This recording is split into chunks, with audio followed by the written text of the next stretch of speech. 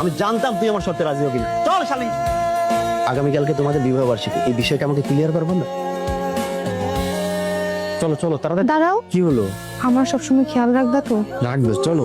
হারুনের ব্যাপারে একটা গুড নিউজ আছে। দীর্ঘদিন ধরে ডিউটিতে অনুপস্থিত থাকার কারণে ডিপার্টমেন্ট ওকে সাসপেন্ড করেছে। আরে আরিফ সাহেব যে, আসুন প্লিজ।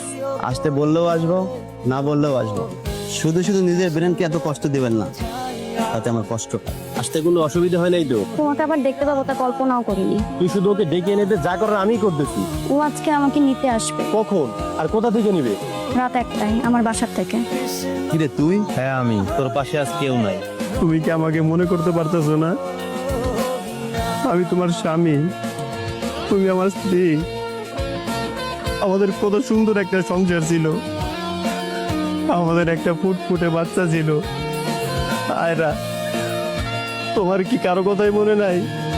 আয়রার কথাও তোমার মনে নাই?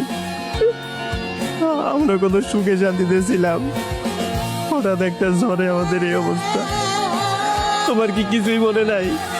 ও মায়া, মায়া তুমি একটু মনে করার চেষ্টা করো। মায়া, তুমি কি কিছুই মনে করতে পারতেছো না? মায়া, सुनोरे कहालिया आई मेरा भाई